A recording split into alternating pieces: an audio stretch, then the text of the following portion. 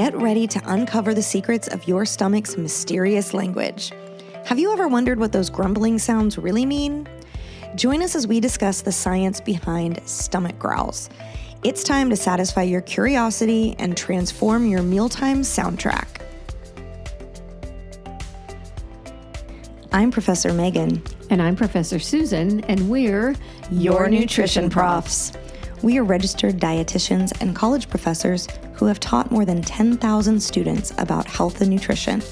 We have answered a lot of questions about nutrition over the years. Some we get asked every year, and some are rarely asked, but very interesting.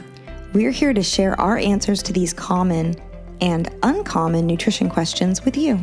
So bring your curiosity and let's get started. Welcome to our class. Hey everyone, listen to this.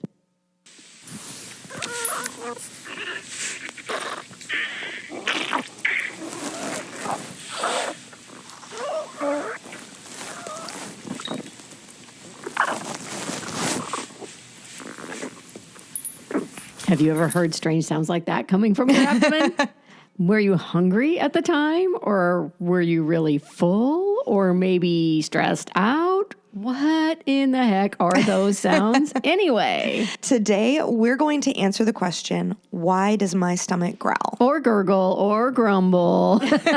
This question came from a listener in South Dakota, and we do love listener questions. Yes, keep them coming. Okay, so these strange noises, like the ones we just heard, come from our abdomens, and they happen to everyone.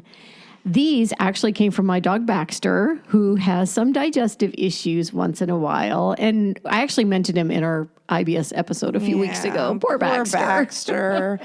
Well, our bodies make all sorts of noises. Body noises are normal and natural, but they can be embarrassing. For sure. Joints can pop or creak. We sigh, we cough, we belch, hiccups, farts, all of it. Yeah, but today we're going to focus on the sounds our digestive system makes. And these are usually called stomach growling or stomach grumbling. But the sciencey word for this is borborygmi. And that's the Greek word for rumbling. Like that. Borborygmi. Well, some people say it sounds like water moving through pipes. Well, the GI tract is hollow. So yeah, it's kind of what's happening. Yeah, it really is. Medical professionals call these bowel sounds. Bowel is just another word for intestine. And as we said, these noises are absolutely normal.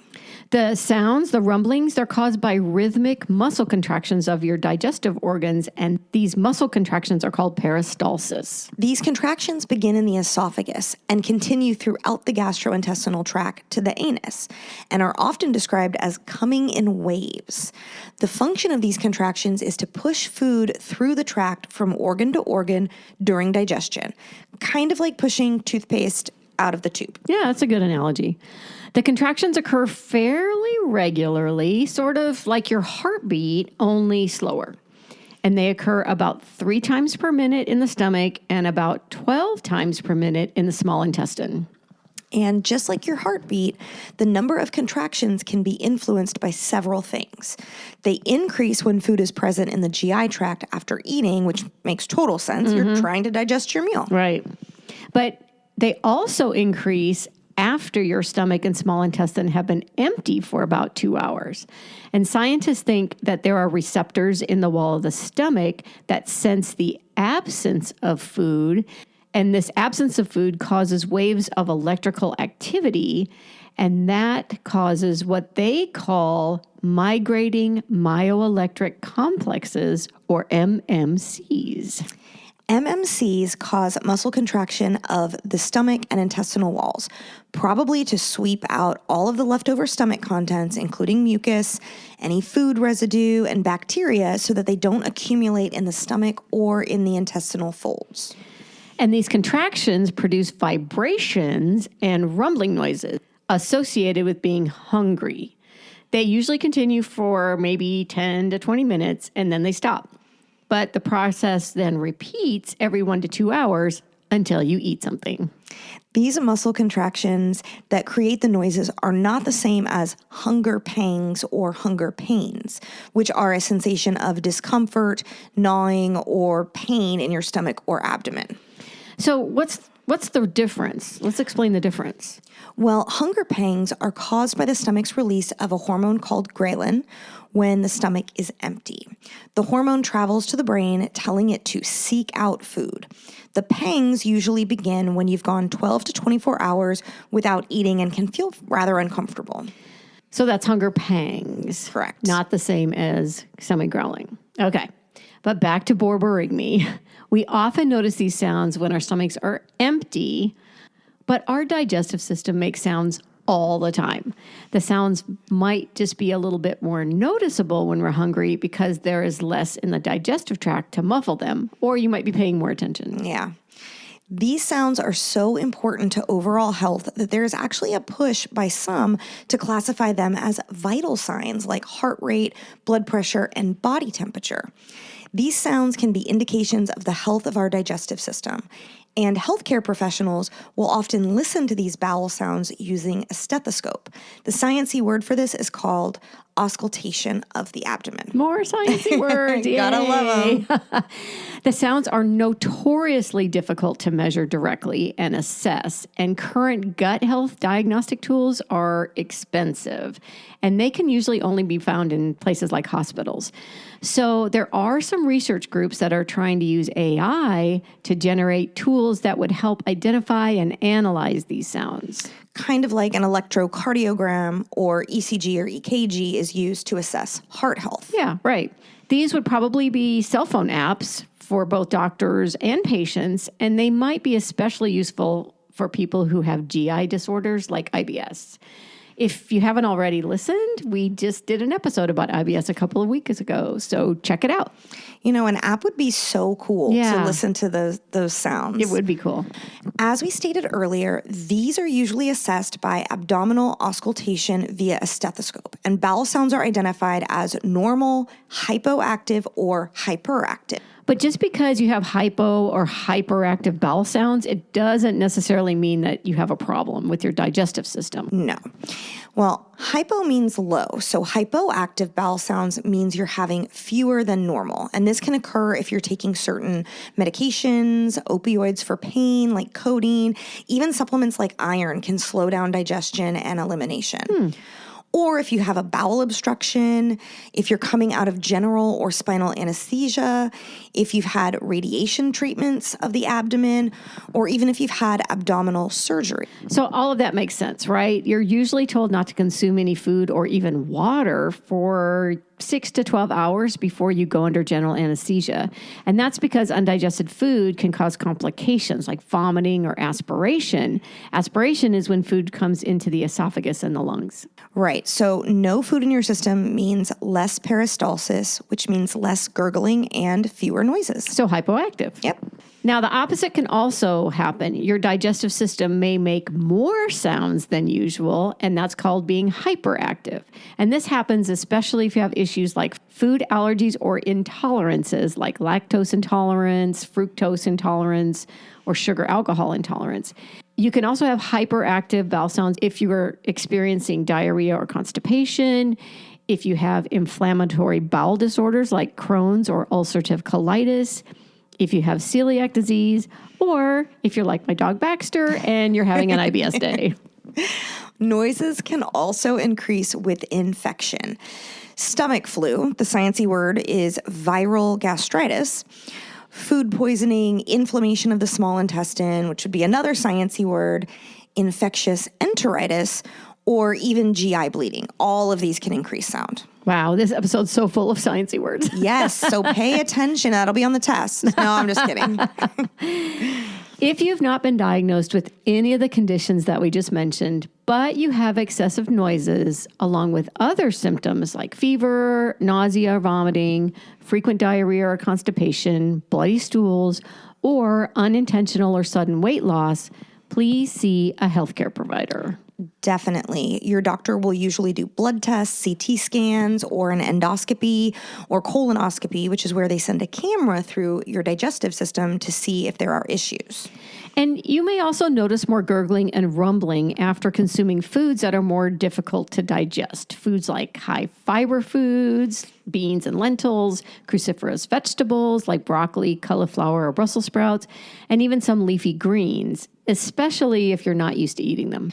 Or if you consume gassy foods like carbonated beverages or foods that contain certain alternative sweeteners, especially sugar alcohols like sorbitol, xylitol, and mannitol, which can be difficult for some people to digest. Foods that are high in sugar, alcohol, and acidic foods like citrus fruits and coffee can also increase your bowel sounds. I definitely notice more stomach noises after drinking beer, but not so much after drinking coffee. And slowing down can help. Chew food slowly and with your mouth closed to minimize swallowing air that can lead to increased bowel sounds. So many people eat so fast. I've really been trying to slow down my own eating.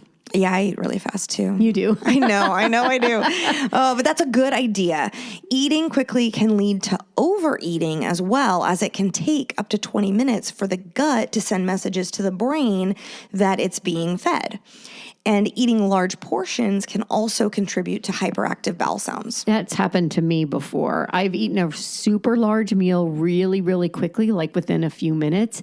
And then about 20 minutes later, I feel miserable. If I just slowed down my eating, I would have felt full sooner and I probably wouldn't have eaten as much. The nutrition profs always recommend slowing down and enjoying a meal. Enjoy your food. Yes. A follow-up question that we've gotten on this topic is, why does my stomach growl more at night? Well, there are several reasons that scientists think you might hear these sounds more often at night. One reason is you may actually be hungry. Yep. It may have been several hours since you've eaten. Another reason could be you've eaten a large meal before bedtime, especially if the meal is high in fat or accompanied by alcohol. And your environment may be quieter at night, and so you're less distracted, and so that makes the sounds more noticeable. Some people may notice more sounds when under stress. Those stomach butterflies can also cause discernible sounds. But the bottom line is, stomach growls, rumblings, they are absolutely normal. But if you want to minimize the noises your digestive system makes, there are some things you can do. One of my favorites is to take a walk after eating. Not super strenuous exercise, but just a nice leisurely walk to increase blood flow to all parts of your body. And if you're in the UK, this is often called an evening constitutional. This is a walk after dinner to benefit health and improve digestion. Oh, I like that. Me too. Another way to help reduce these sounds is to manage stress with slow, deep breaths or even meditation. And of course, there are food-related ways to reduce the sounds. One way is to drink water throughout the day, but another way, of course, is to eat something, especially if the sounds are because you're hungry. Eat a snack. And if you do eat something, avoid gassy foods like carbonated beverages and those with sugar alcohols. Eat slowly and keep your mouth closed when chewing to reduce swallowed air. And avoid alcohol, sugar, and highly acidic food. You know, if you find you have more sounds than usual, along with the symptoms we mentioned, like abdominal pain, nausea, vomiting, or diarrhea or constipation, check with your doctor. Otherwise, embrace the sounds as an indicator that your digestive system is working the way it's supposed to. I like that. Embrace it. Thanks for joining us today, and keep sending us those interesting nutrition questions. Join us next time when we will actually be answering a few questions in an episode that we're calling a sampler platter. Oh, I'm looking forward to it. Class dismissed.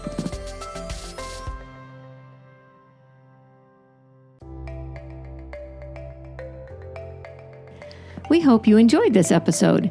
You can find the show notes and a list of sources on our website, yournutritionprofs.com. Your homework is to follow us at Your Nutrition Profs on Instagram and to listen to our next episode. You can listen on Amazon Prime, Apple Podcasts, Spotify, YouTube, or anywhere podcasts are found. We'd appreciate it if you'd like us, write a review, subscribe, and invite your family and friends to join us too. If you have a nutrition or health question you'd like answered, let us know. We may even do a show about it. Send an email to yournutritionprofs@gmail.com or click on the Contact Us page on our website. Thanks to Brian Pittman for creating our artwork. You can find him on Instagram at BrianPittman77. See you next time.